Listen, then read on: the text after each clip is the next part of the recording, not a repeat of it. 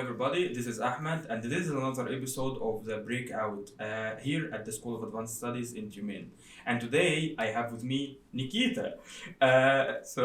Nikita, today we were discussing what are we going to speak about in the podcast, and he suggested the idea of becoming. Nikita, would you like to start with anything? So yeah, it is actually quite hard to start speaking about becoming. I'm referring to the specific philosophers which you can actually guess by presence of the Ahmed. It is Nietzsche, Nietzsche and becoming, which is quite an interesting idea. And the idea of becoming, it's not about like discussing the philosophy in particular. It's just discussing how it actually may be seen in our life, or how we actually interact with it, or what kind of implications it may have for us. So, yeah. I I don't know. I just because this becoming thing, right now, actually, the whole thing, if even people cannot consider the fact that it was mentioned a century ago. Mhm. But right now we see this on everywhere. These people who are coaching is that your potential, you're supposed to become who you actually can be, and so on and so forth. And we see all of these kind of, I would say, I'm not going to even to give it the word of, elevating the people, but also it highlights a very interesting problem that we are currently facing, is that a lot of people, right, despite the fact is that we're having all the information available to us, and the education right now, it's much more accessible for people to learn something and develop a certain skill or whatever, and so on and so forth. But the rise of these people who are saying to others, you should do this, you should do that, it means that there is a need for that. And it seems that there are a lot of individuals who actually need this nudge of, you can become who you really can be. And the problem is that my problem with this thing is not that it exists. My problem is that it's a very reductive version of what was mentioned a century ago by Nietzsche, for example, right? So, and here it becomes this, you see, becoming becomes like a distorted kind of a philosophy that people can be acting upon in their life, and it bothers me to a certain extent, actually. Yeah. Yeah, this is indeed a very interesting actually point, because there is, I don't know, it is a very strange tendency by business coach or motivational speakers to sort of nudge or take away some philosophical credos or philosophical doctrines and to reintegrate it in their speech. Well, I don't know whether you heard it, and I don't know how widespread it is, but at least in Russia, motivational speakers, I think half a decade ago, I don't know about now, there was this sort of slogan, быть, а не казаться, which means be and not appear, which is, this opposition between appearance and essence, but it is a very redundant version. Yeah. But the thing you said about the need for this is actually quite interesting, because, there's there are a couple of questions actually. I want to ask right now, and we can ask right now, because whether it is actually a therapeutic therapeutic idea to speak about this thing, that you actually need to become something, that you actually more potential that you see right now, whether it is actually therapeutic and what kind of processes behind of that. That actually I have, so my problem again, or not my problem, the thing that I find really interesting is that this word itself, becoming, right? And because it becomes this reductive version of becoming, that right now we think is that becoming somebody, all right, or becoming something is a goal in itself.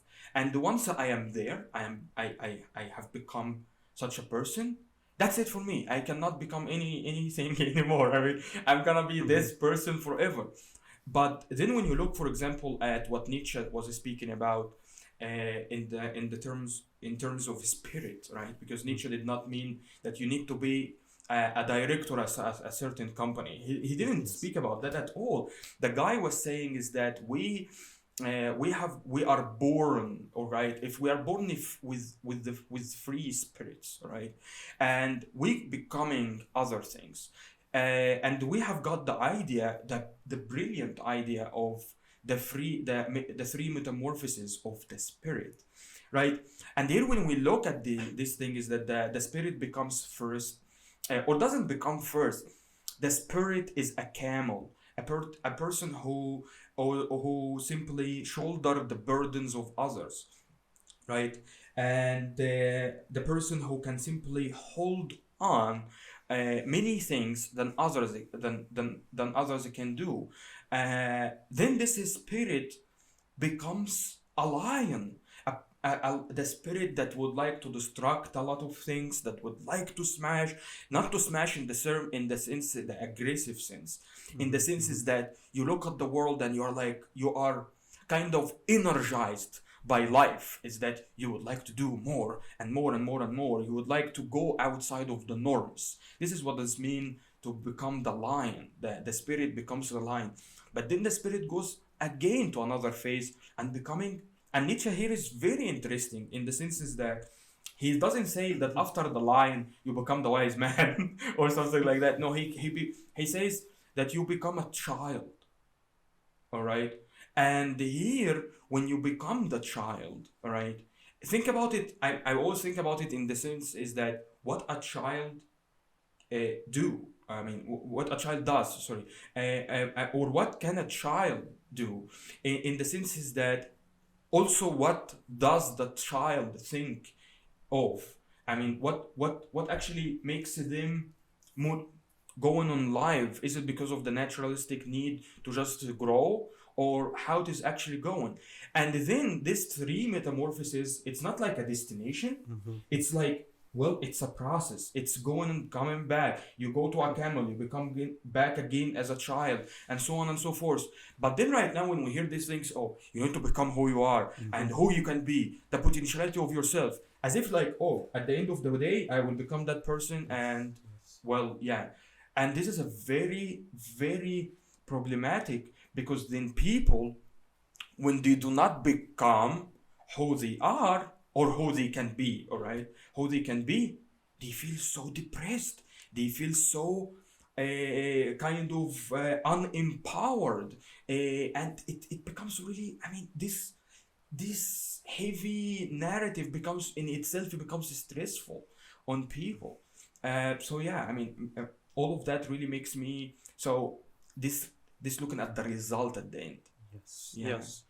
Yes, and you may also see that this idea of the becoming somebody, it is actually sort of a fixed ideal, you know. So you become and you actually stop becoming. But actually, you know, so, you know, again, some kind of redundancy, again, some kind of false appropriation of philosophical credo. But actually, right now I'm thinking maybe we should actually tell what is becoming, because you know, becoming, Nietzsche wasn't the first guy who spoke about becoming, and you may know about that. As far as I remember, he referred to Heraclitus. Yeah, that's true. Yes, and there was this opposition between being and becoming, and being is sort of was privileged. And here's also the question whether so you know, we blame these coaches for not understanding becoming, but can we actually even start grasping becoming? It is also a good question. In a sense, you know, so Western philosophy at least privileged being over becoming, some existence of particular stable categories. So, for example, there are several stages of me, but something of me always exists, something what is me. But when you become, so for example, I mean, at least I think about it with analogy of the flower. So, for example, we have one word for the flower, one idea of the flower. But the flower itself is sort of, you know, it has a seed stage, it grows, then it flowers, and then it dies. So it's sort of passing through these manifolded stages, and it exists as it unfolds. It does not exist as a stable category. At least this is the way I read Nietzsche all this time. And I read it not only in the sort of, you know, anthropological way, so about spirit becoming, but because everything is essentially becoming. Everything is sort of this influx of stages, categories, which is always unfolding. And I mean, it has I think a lot of very interesting implications of how they think about actual world and again the place of humans in it. Because Yeah, but despite the fact that I like the flower analogy, actually, the problem is that with it is that that can we consider that the death of the flower is a stage in becoming as well. So for example, and I'm going to so it's like a metaphor, right, on our lives. So for example, well, you start doing something and then you change and you do this and do that and all of that, but then you kind of have a setback, right? Can you consider this as well as a stage of becoming? And that's actually what some of the business coaches, all right, they say that, well, failure is okay. I mean, to sit back is okay because you need to fail in order to become somebody else and so on and so forth, right? Because it's a part of becoming successful, all right, and so on and so forth. And here the flower and analogy does not work because when the flower dies, it doesn't die because in order to become another amazing flower or more beautiful flower, right? And they are using, so right now we see is that when we fail, right, in doing something, people say that it's good to fail, all right, to simply kill what you were doing or overcome the spirit, as we can say that Nietzsche says that we are overcoming our spirit, right, in order to become later something else. So the flower here ends, but life goes on. All right, and I see that there is this disconnection between both. Is that in the reality of things we can go, but the flower just dies. Unless you say, well, when it dies, actually it can help another flower to grow, and yeah, and which here this makes us have this connection between the idea of becoming, all right, and it's a psyche. I mean, it's related to the psyche itself, and how can it be related to others? How can I become a person and when my failure can benefit the others, or my down, or in the process of self overcoming, I can help others become, and then and when they go to the process of self overcome, they will help me become. All right. So yeah, so it makes me think is that how is that can be all connected together. Well, that's actually a lot of things. Yeah, that's a true. lot of Yeah, absolutely. I mean, I had so many questions when we spoke. So, for example, it seemed to me like it seems like this. Well, I mean, I personally don't see the problem with the flower dying or a person dying and calling this becoming, because I mean, this again, this sort of unfolding of reality, unfolding, quote unquote, being of something existing. But then again, you say when the flower dies, it stops existing, but it now was first of existing as a stable category in itself, you know. So you sort of flower had quote unquote project to live, then this project failed and flower stopped becoming. Even though it isn't really about project, it isn't really about flower being alive or a person being alive. It's about this movement. I think it is also about movement of time, because you remember this. I really like this sort of metaphor. Already know how to call that in the gay science when Nietzsche talks about life, and he talks about life being these green waves through this light shimmer, and they sort of first of take him, and he says, "You may show me your treasures, or you may take them to the bottom." So it was sort of to me quite exemplary of the idea of becoming. So it is sort of moves, but you cannot fully grasp it or control. Do we have a connection right now? Yeah. I understand. I totally understand. So yeah, and the second thing is that you were talking about these failures and all stuff. It seems like you were implying that. I mean, what is really here an analogy between flower dying and somebody failing in their business plans or anything? I mean, yeah, I see what you're saying. It's just because I'm looking at the situation from the perspective of this reductive version of becoming, right?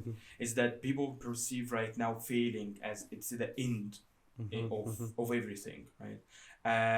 and they do not take in consideration this motion, all right, or, factor.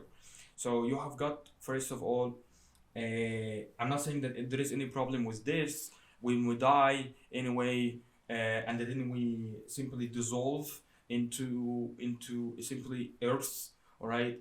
I think that just this is a problem, or I mean, this is stigma about this, is that people do not want to accept the fact is that when we die, we actually, our bodies give to earth, and then we become actually, so you see here, our bodies become something else. I don't know what happens with the spirit. I mean, Nietzsche has a lot of stuff about that, but at least our body is that becomes something else. We become the seed, for example, or fertilizers, right, to flowers, right, to grow. I have no problem about this, but the problem, what I'm saying is that, or trying to refer to, is that when we say that, oh, you can become who you can actually be, and so on and so forth, and then people fail after that, they perceive this failure as actually the death of their movement. All right, it is really the end of everything. And then we have people, so you see here, and then we have got a lot of people who got this kind of motivational boost. All right, they go and doing something, but then the bottle of this, let's imagine that this bottle full of instead of water, it's full of motivation, right? It just simply, we empty it out, and then what happens is that people stop, and then they go on and on and on. And then we have got this cycle of that you can become who you are, we can become who you really can be, and potentiality of yourself, and so on and so forth. But the problem is that it's not considered as emptying the bottle, is that we need to search for another bottle. All right, or this bottle could be completely changed in the sense is that the same as the flower dies. When the flower dies, it becomes something completely different. All right, but with us thinking about failure, or thinking about this idea of this linear movement, all right, that you are speaking about movement as if it's a linear thing, right? It's not that we can become who we were. No, we cannot do that. We need to become the same that we think that we can become, right? And I have a problem with that. And that's the thing, is that I think that the analogy here is good. I'm not saying anything, I like it, but it's just the perception of the moment when the motion start to have obstacle, all right? We think that this motion stops here, while in fact, it is part of becoming. Yeah, exactly. Also, again, a very interesting thing we keep coming back with all this idea is that this becoming of who you are, potential, when the coaches say that, they mean, again, the particular thing, the particular sort of life project, sort of life becoming. And this is also, I think it is, at least I want to ask this question, whether it is actually sort of corresponding to the idea of becoming in itself, because again, it is a fixed idea. And so, for example, you're failing in your business or in anything, or you're regretting you're taking the wrong MA, you're taking the wrong university college, and this idea of regretting implies sort of, so the consequences, the conditions have taken this sort of way of development. You're imagining an alternative one, and I mean, the idea is here that, so for example, you're failing, I'm not a cool businessman as I could be in this stage of life, or I'm not a scholar or anything, or professional. So it implies sort of this idealized, quote unquote, maybe even, true ideal development of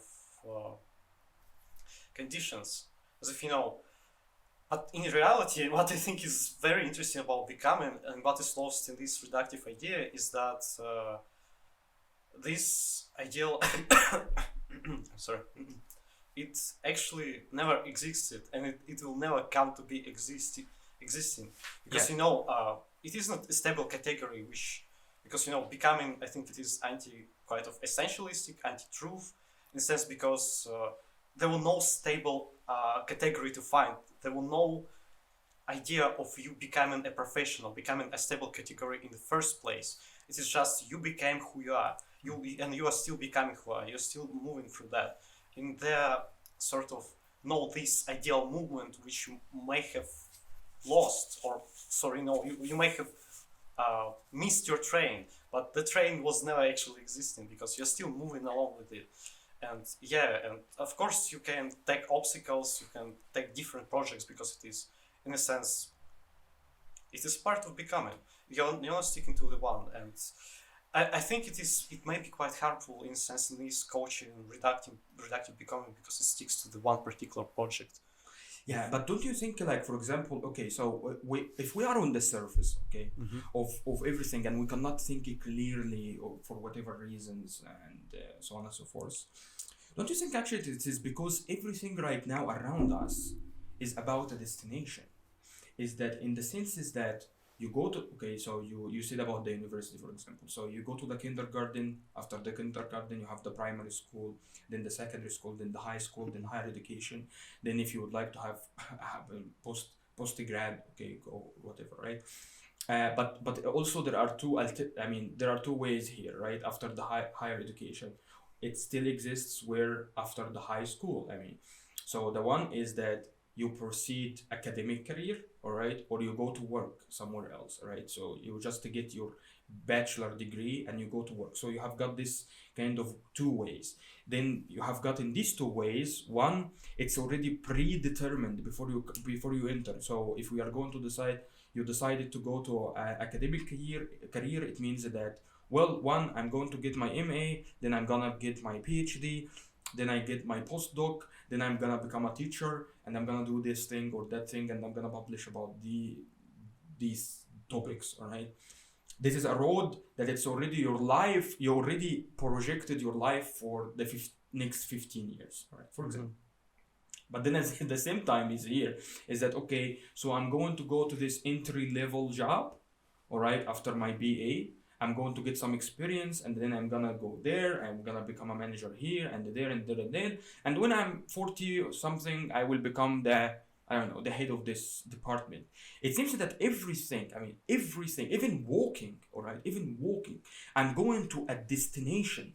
Everything seems to be already projected. We forgot already that we can just walk, that we can just become, and then become another things, and then another, and then another.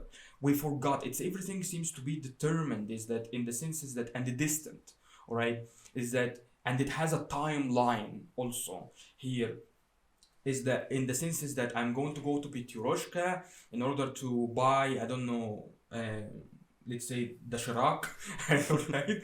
And you are gonna go there, buy it, come back. So it's like, it's a distant, is that you need to do that, but you cannot get out of your house and just, moving around or do something. It's always about destination. Even if we get out, we say, I will take a walk, right? I will take a walk. Where are you going to take a walk? I will take a walk in my area, in my neighborhood, all right? We come back to where we started, or we have a destination, is that I'm coming back anyway. I know that I'm coming back. That what I'm saying is that this about distant, all right, movement, it doesn't only make us always on the surface, but also it curbs the feeling of adventure. We always need to be safe. How? By projecting a timeline. I'm getting out of my house and I know I'm coming back, right? I'm taking a walk and I know I'm coming back where I started. Okay, I will go to this street or that street. It doesn't matter, because all roads will lead back to where I started, right? I am safe. I feel like I am calmed. The problem with becoming in the Nietzschean framework, right? It's about this self-overcoming, right? And so on and so forth. And the problem, this self-overcoming, we cannot project what the new self will ever be. What is the safety net in this regard? What is the timeline? Where are we gonna move? all right, it's really problematic. And I think we can we I so if we are gonna criticize this coaching method about giving people reductive version of becoming, it is really because they even cannot answer the question, is that okay, but what if there is no simply destiny, there is no destination? That's, I think that here we are really uh, I think we are not leaving out things. We just here forgetting the context that we have been living in for so many years. That we already, okay, guys, we are not anymore living in the jungle. We cannot just move, go and search for things. We have technology. I cannot be driving my car without my GPS. The GPS will lead me to where I go and will lead me back actually to my home, right? So you see these things? Yeah. Again, there is so much to, Yeah. to speak about, but yeah, that is very actually interesting because I really like the idea of safety net because even Nietzschean idea of genealogy, sort of you take the beliefs, sort of ideas, and you try to understand what kind of psychological function they fulfill, what kind of service they provide. And you're talking about very interesting development here in the sense that. In the sense that people for some reason need this kind of safety net. I mean, recently I've heard this song. It was a rapper. Sorry, I have to indulge that I actually listened to rap for once. Sorry for this. The rapper is called Space Baby. It's not really popular. He's, Marxist-Stalinist. I don't really support Stalinism, but anyway, he had this song, So It Goes On, and there was this line, why is everybody thinking the link to plants is the truth I can understand? So, it seems to be, these plans, these ideas, and again, this is very connected to Nietzsche in a sense, that they provide the sort of meaning to life, sort of, the people seem to be, or this, coaching on this linkage yourself to efficiency, to the projects, to constantly becoming successful is another way of coping with maybe a positional thing, which is meaninglessness, sort of nihilism. Yeah. Sort of, because, I don't know, I'm thinking about Peterson right now in a sense. He's also, a coacher in a sense. He wrote self-help books, how you actually be a successful lobster, how you actually become stronger. But in the same way, he was explicit about him writing as a response to nihilism, to devaluation of Western values. He considered himself an attempt to stabilize these things. And it is a very interesting thing because you also mentioned about the conditions people were living in, because it also seemed to be implied that people became sort of, again, in Nietzschean sense, quite more sensitive to this feeling of meaninglessness. Because I always, I recently got to know about this little Greek philosophical school. I hope I'm not screwing up the name, Pyrenees, and they were saying this thing that, well, all the philosophical debates are essentially meaningless. So you can make an argument and you can make counter-argument. Both of them are going to be equally convincing. And so philosophical debates are essentially meaningless. You're never going to find out any kind of truth. And what they're providing sorts of, they were saying, let's go and find the sense of ataraxia. It is the point where all philosophical debates stop. And you just know that your opinion is only opinion, and you just, well, ataraxia means, sort of relaxation. So you just chill, you just chill. You do not care about opinion. Your opinion is just opinion. Anybody else's opinion is just opinion. Nothing serious. And it is sort of, nihilistic. You cannot really find this leverage point to which you can stabilize the whole, your knowledge of the world, your structure of the world. At the same time, for some reason, it was not painful. It was not painful for at least how they were presenting it. Maybe inside they were like, oh my god, no. But actually it was presented like, yeah, ataraxia, we're cool here, we're chilling.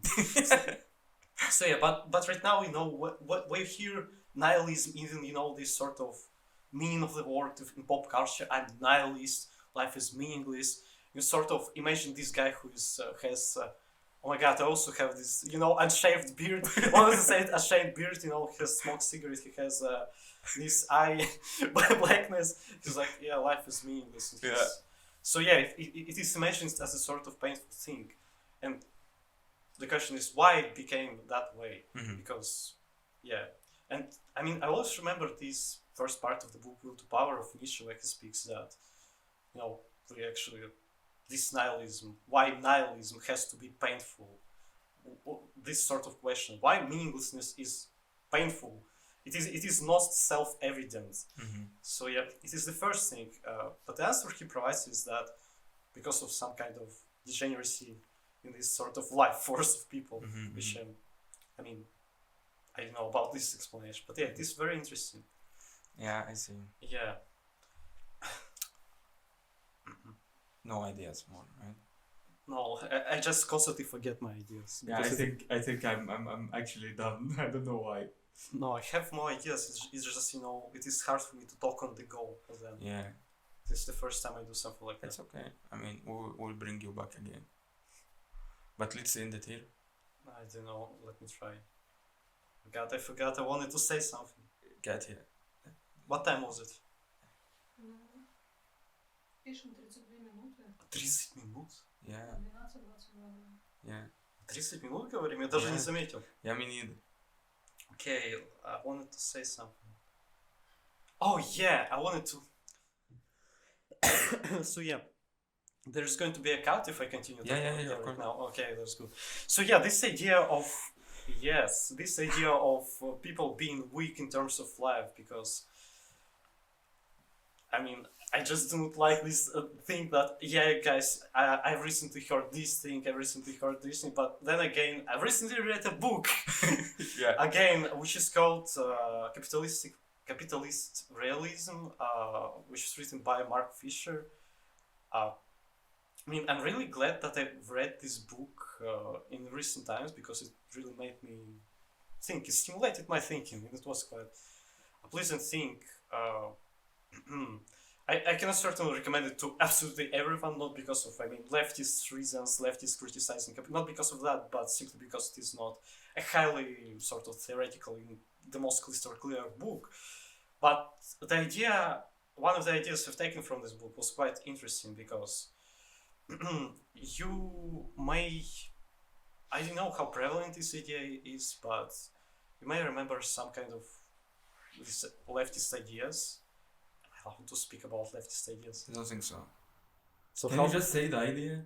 Okay, so this sort of redundant idea that the person is sort of defined by their social setting, like to the largest extent.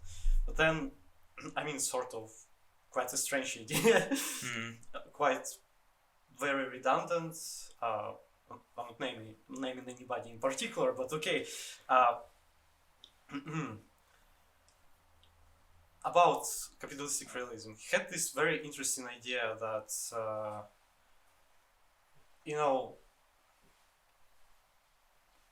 he was observing his students. So Mark Fisher was a university professor, and he was observing his students. And he was observing how they were becoming, how they were treating their studies, and they treated their studies as a sort of, consumerist commodity, as a sort of, something which should necessarily please them. And it is an interesting thing, because university in Britain, he was teaching in Britain, if I'm not mistaken, in London University, and most of the students pay for their education with actually private money. So, and he said several interesting things there, because students sort of behave like they should always be amused by something, including the education. And again, remembering Nietzsche, because he mentioned it, he said some students want to read Nietzsche in the same way they want to eat hamburger. so they are not really seeking for this sort of Very nice. sort of overcoming sort of coming outside or anything like that. Yeah. The idea here is that sort of seek constant amusement, amusement for something. And then again, you remember Nietzsche talking about one of the way of this degrading life of coming to terms with nihilism, with meaninglessness, is seeking a constant hedonistic pleasure. Because, well, nihilism is unpleasable. My life should be pleasant. Why your life should be pleasant anyway? Yeah, it is a very weak idea. And what Mark Fisher did in his, again, he provided this sort of psychological speculation, in the sense that, well, you see these students, they were raised in particular conditions. They were raised by the people who were sort of buying a lot of goods to them, and it was sort of this economical change both in the United States and Britain, that people had to spend a lot of time working. So essentially, both parents are not in the household anymore. So women are working in the same plane as men. So the kids are not sort of socialized with their parents. It is not this, traditional disciplinary imposition of father or mother figures on them. It's more, and what actually parents do is buy them more goods, amuse them, and it is seems to be. I see what you're saying. I think that the thing is that, I see what you're saying right now, is that instead of looking at education or looking at parents as the source of bringing or creating values, in a sense, it's looked at them as the cashier in McDonald's, right? That you are going to give me the hamburger, you are going to give me the ice cream, I'm gonna be amused, pleased, very satisfied with it, and that's it, and I'm gonna go on my things. I'm not interested in asking you what is the essence of this bun, all right, or what is the origin of whatever is going on. I'm not interested in asking you why are you saying these words and not the other words.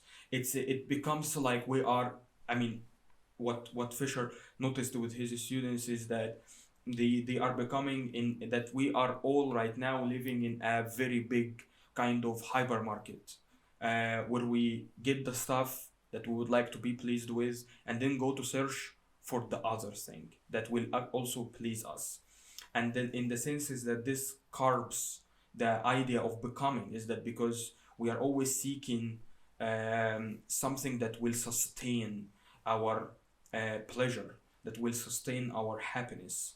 And the life becomes like not in the pursuit of values, or not in the pursuit of meaning, but in the life it becomes the pursuit of exactly pleasure. And not the pleasure is that what Aristotle was talking about, happiness, life and mind, and so on and so forth. No, in the sense that this short doses of happiness that will make me have this boost and go on, and then another one, and I'm going to search for this, and on and on and on, and then I'm not here becoming anything, but I'm gonna be stale, in a sense. I'm gonna be in one level. I'm not going to go beyond that, because I am getting my shot of this pleasure doses that I can simply buy by something that I am entitled to, right? It's because that's who I am. As you are saying, is that these students were brought in a certain condition that everything was bought to them. Everything was brought to them. It's just, this is who they are. It's not something that they became, right? But the part is that of being here is that they became a part of these kind of customers in this big hypermarket that we live in right now, right? And I really like this. I really like this metaphor so much about this education as hamburger, is that give me something that I can just feel amused by, and that's it. And it's really interesting. It makes me think a lot about whether the dissatisfaction then. So the idea here is that the dissatisfaction that then you feel, all right, in education, in work, in whatever places, is it because the hamburger that you received or you got was without onion and you like onion so much, right? Was it because seriously, and here the legitimacy of dissatisfaction, the legitimacy of your resentment, all right? Is it really because you feel resentment, depressed? We see a lot of people right now feel like, oh my god, I have mental health problems and so on and so forth. Is it because you really just didn't get the pleasure injection that you were supposed to be getting, and you simply you were disappointed, uh, or is it a resentment that really is coming out from the fact that in the search of meaning you found a lot of challenges in the search of trying to find yourself, right? The journey that you started many years and you have been struggling with, you find yourself depressed, you find yourself kind of uh, down, upset. And actually that's the thing as well, is that what defines, I mean, the people that we are interested in talking with them are the ones who are supposed to be going through this journey, that they are actually upset, that they are actually disappointed, that they are actually dissatisfied because of the journey, or the pursuit of meaning, not because the hamburger didn't have ketchup in it, right? It's not because the expectations were different, and then instead of getting McFlurry, they got another type of ice cream. I really like this one so much. Yeah, I wish I could say even more about that. Yeah, But yeah. yeah, again, speaking about all this complex stuff we brought here, I just wanted to highlight, one thing about, because we're talking about coaches, now we're talking about sort of, reverse side of the coin, which is, the coach is preaching about you doing something meaningful for the work you're producing. Then again, one of the ways crippling with this absence of meaning is consuming something for pleasure. And what I want to suggest is actually two sides of them are an attempt to cripple with nihilism, which was produced, which was again described by Nietzsche more than a century ago from now, because God is dead. So you sort of not have this external meaning posing, so you have to oppose meaning itself. But then again, the conditions people were brought up, they are sort of counter becoming, because you're posing the particular, you either do not pose particular thing, can you constantly consume, you are getting resentful and upset about that. Then you post some kind of redundant meaning, which again gets a lot of people upset about them not becoming something, not becoming something in a sense true, not becoming as successful. I think success can be, and success means quite often a particular thing, being influential and influencer. Are you sort of influencer yourself? You have a By the way, that's a good point. Influential, economically successful, true, meaningful. So and what I want to suggest is actually that accepting Nietzschean becoming could be quite a therapeutic in that sense. Not in the sense that I want to provide good mental health, but by accepting, not in mental health framework, but if you do away with these things, it will maybe become much easier for you. All right. So, and actually, with the acceptance, with the hypermarket, the fast food place, we end our talk for today. I hope that you liked it, and if you do, and if you did, and if you will, please, of course, we will be happy if you subscribe to our channel, and see you next time.